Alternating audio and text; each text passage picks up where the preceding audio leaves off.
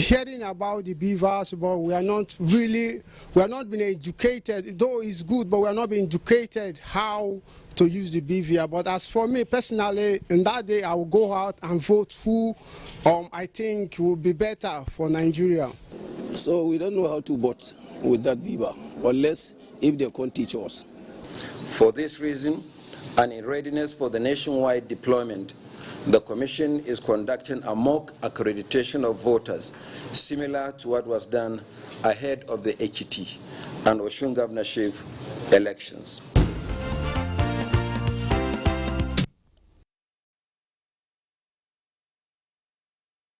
For the 2023 elections, but some voters are yet to have a feel of the beavers machine that will be deployed during the exercise. Though INEC says, don't worry, there is a mock accreditation for you to have a romance with the beavers this Saturday, the 4th of February. While we anticipate the outcome of the mock accreditation this Saturday, training and retraining of INEC core staff and those on ad hoc basis is critical, and the man in charge training an estimated 1.4 million staff for the elections, an academic doctor and a seasoned administrator, is my guest today on Political Update. So sit back as I take you on a journey in the unpredictable world of politics. My name is Mie Ogidi.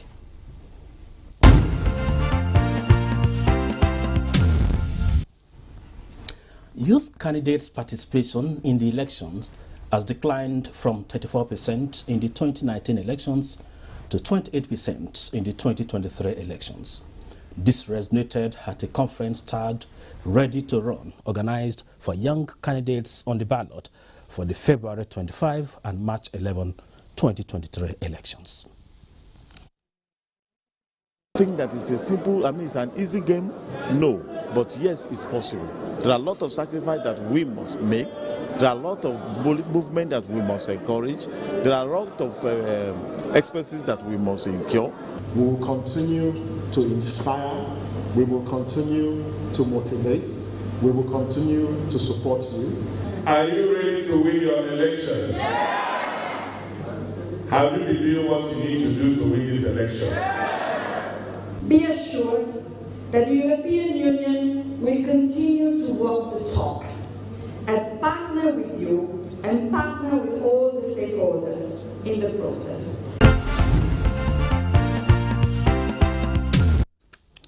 Total support for the Rule of Law and Justice Initiative, a non-governmental organization, wants the Independent National Electoral Commission, INEC, to remain neutral and act according to the rule and laws of the land and remain unbiased to all pre-election matters. The group applauded President Buhari's determination to give Nigerians the best parting gift of free, fair and credible election, and want relevant institutions to be vanguard of the same vision. Barely 3 weeks and some days to the Presidential and National Assembly elections, the Inspector General of Police, Usman Alkali Baba, says the force is training the newly recruits on crowd control and civil disorder during the general elections. Call it a show of force, you may not be far from it. It is the newly recruits who have just passed out from the various police training colleges and have been deployed to the FCT to carry out policing responsibilities. They have successfully been trained as Quick Intervention Response Squad, ready to be used in maintaining law and order during the general elections. But there are many other people that will collaborate with. IGP Usman Alkali Baba is impressed with the initiative of the FCT Commissioner of Police. We will use you in the best way. We will protect you, we will guide you, we will look into your welfare in any way. Few miles away is another engagement. Women and youth having training ahead of the elections, courtesy of the PCRC. No thuggery. Go out and vote the person of your choice. Don't sell your vote for money. We need total participation and compliance to what is been agreed and what the elections is all about. Please continue reminding your people, and when you are reminded, please go and remind others. We deem it fit to lend our voice to your voice. The IGP revealed that 20,000 police constables have so far been trained and deployed to their states of origin for policing responsibilities.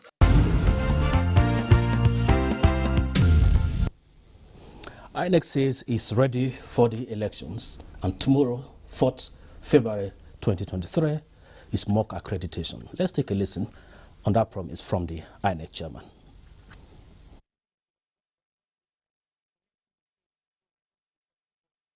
That movement of materials for the election to various locations nationwide is being concluded. The training of officials will commence shortly.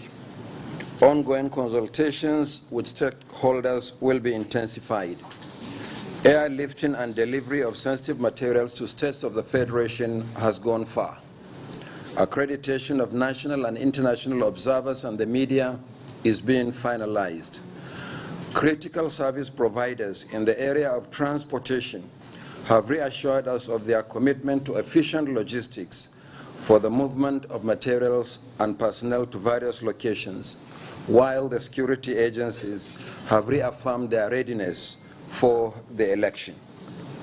The Commission is encouraged by the determination of registered voters nationwide to collect their PVCs, and the Commission will not hesitate to consider additional measures to ensure that all citizens have ample opportunity to collect their PVCs ahead of the general election. The next step is to conduct field tests across the country involving actual voters. For this reason, and in readiness for the nationwide deployment, the Commission is conducting a mock accreditation of voters, similar to what was done ahead of the Ekiti and Osun governorship elections. The mock accreditation will hold on Saturday, 4th February 2023, in 436 polling units nationwide.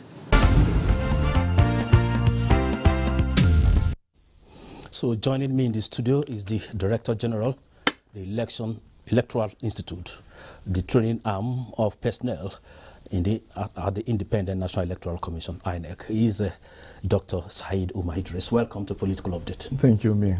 From the chairman's speech there, training, though that clip is about a week ago, he promised that almost everything is set, and the training of personnel is also a critical component. So you are in charge of that arm of INEC. Can you briefly tell us what your institute is responsible to do in this electionary period and the effort so far? Well, first let me thank you very much, Mayor, for inviting me to this program. I really appreciate it. It's an honor and privilege to CSOs, training of CSOs, training of political party agents, political party officials as well, and indeed partly training of media in collaboration with our media team. So really, this is a whole gamut of trainings that the Electoral Institute handles, some of them in collaboration with the relevant departments of the Commission. Of course, in preparation for that, we have been really working very hard. But I want to put the training in proper context. You need to understand that training is not a one-day activity. And you are all aware that elections, the end of one electoral cycle, is the beginning of another. Yes, yeah. So at the end of 2019, the preparations for 2023 general elections virtually actually starts.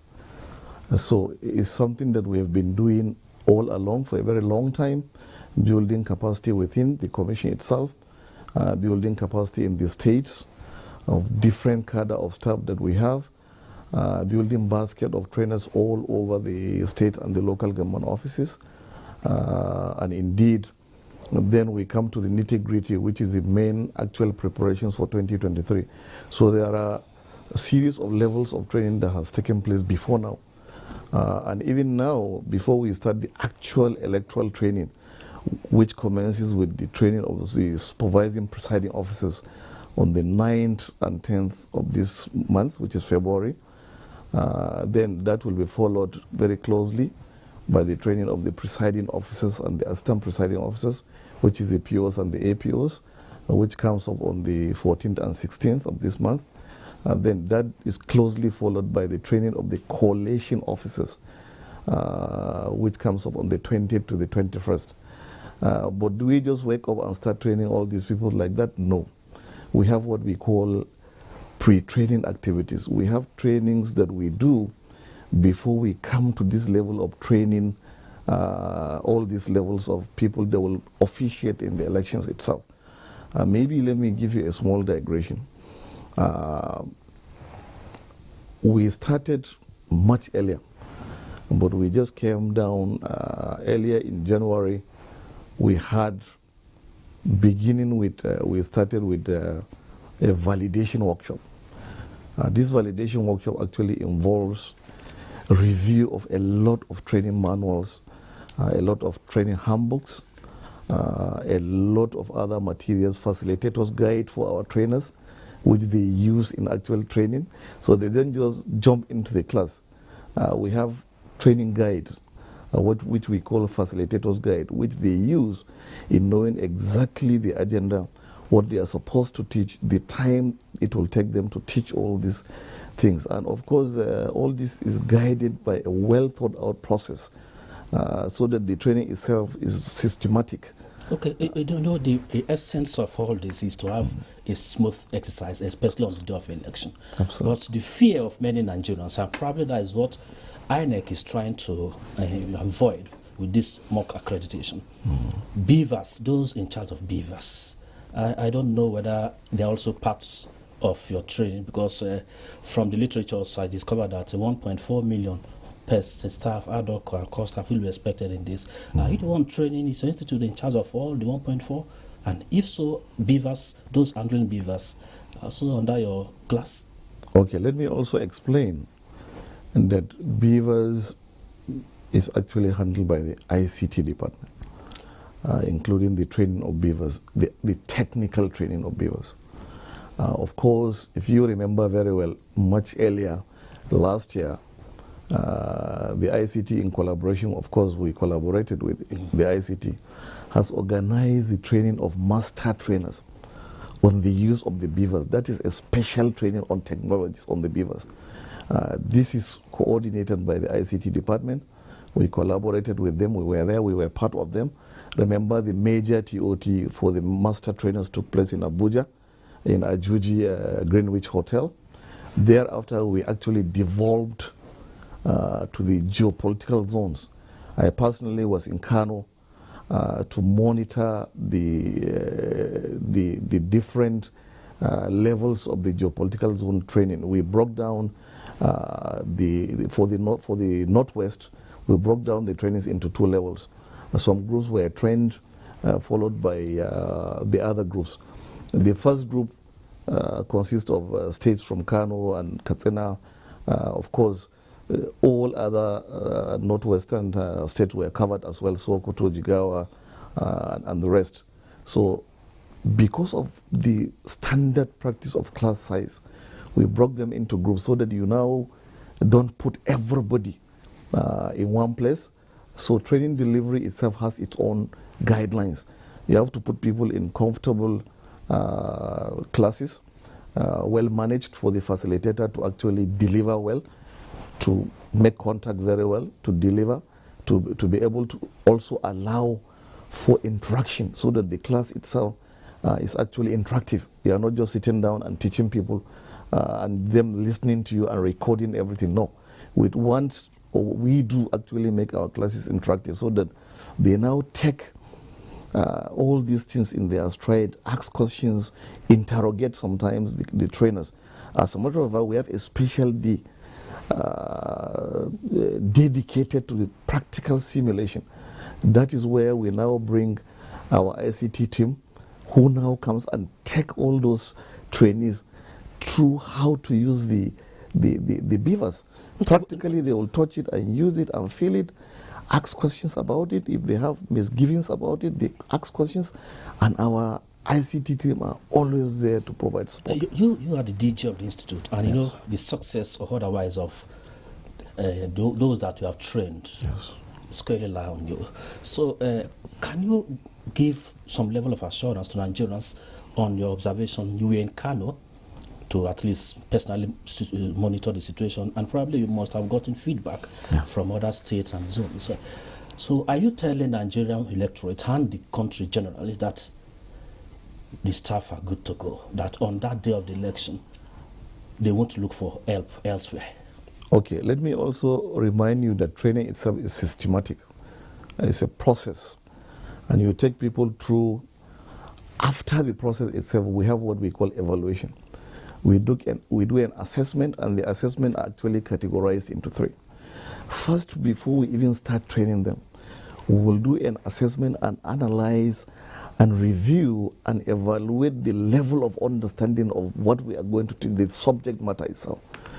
Some people come to the class without any knowledge. Some people come with a fair knowledge and understanding of the subject matter you are going to teach. Some people have a very, very good understanding, depending on the level. It's just like you have a class. In the class, you have the level of thinking. People's IQ are different.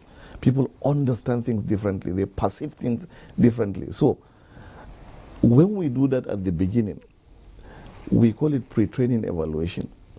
We now also allow them to start the training. When they start, we now do a midway into the training, we also do another evaluation.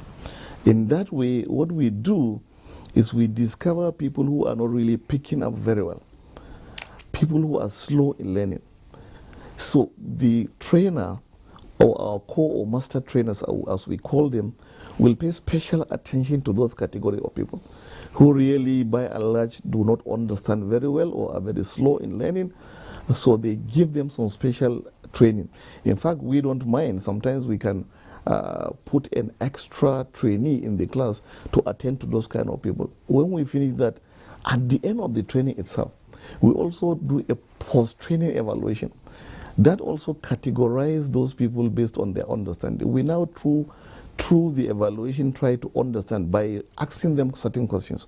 We share some questionnaires which they feel they don't have to look at anything. They won't have to look at the training manual. It's quite a lecture here also. Yes. That shows that you are really taking care of those your staff. Yes. But there is this school of thought that you are spending so much in time, apart from the financial costs, energy and every other, you put in so much to groom them from the scratch, as it were.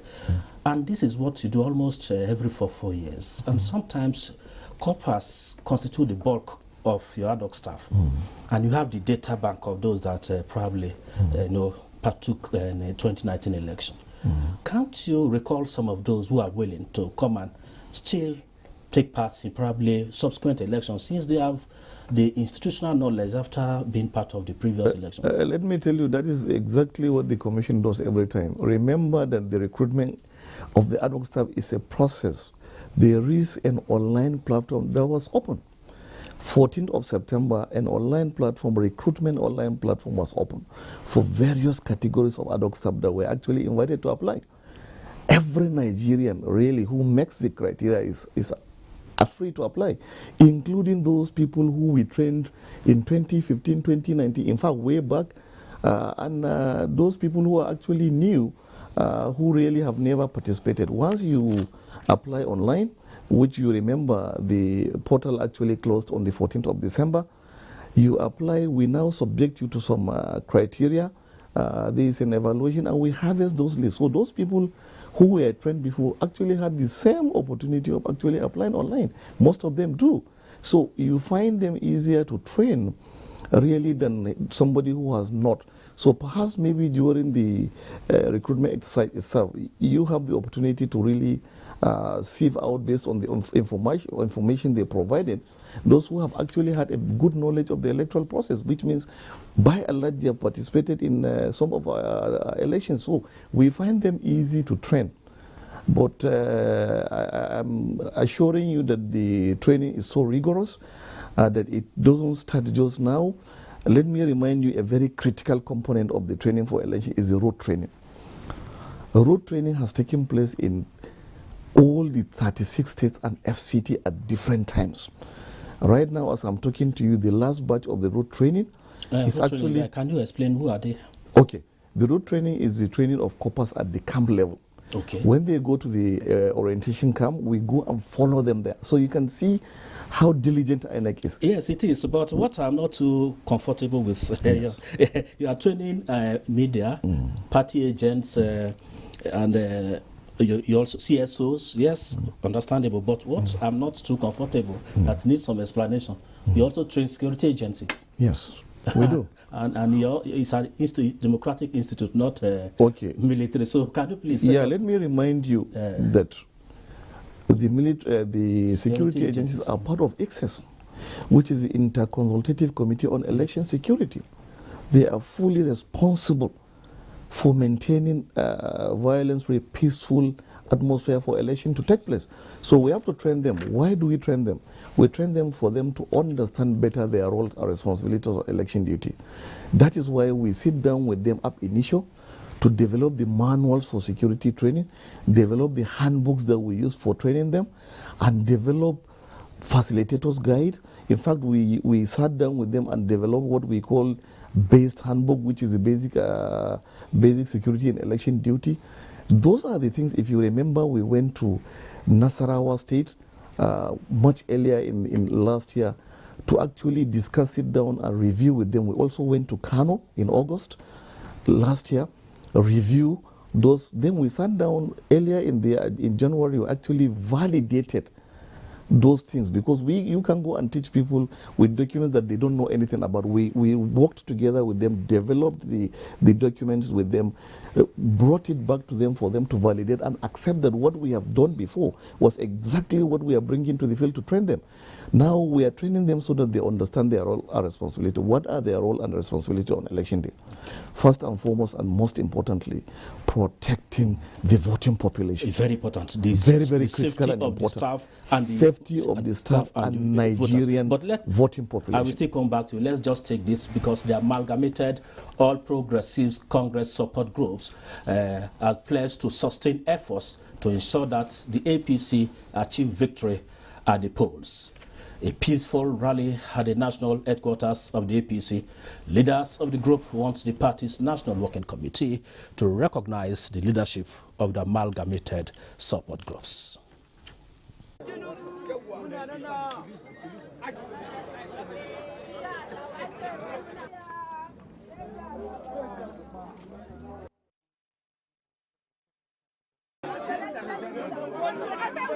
There's no one person in the party that is not capable. Any support group that you see in this party, they have been doing this for the past 8 years for the party. And we will not allow any element, any saboteur to come and undermine our efforts. We will work and deliver for the party. We will, by God's grace, deliver our candidates, Senator Bola Ahmed Tinubu.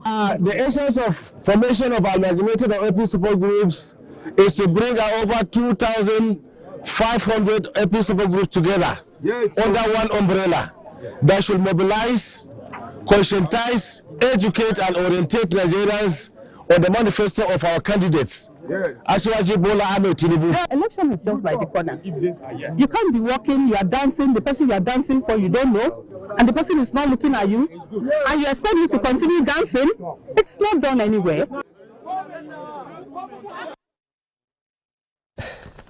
Things like this are quite inevitable in electionary period. But DG, let's round off this topic discussion within the next 1 minute.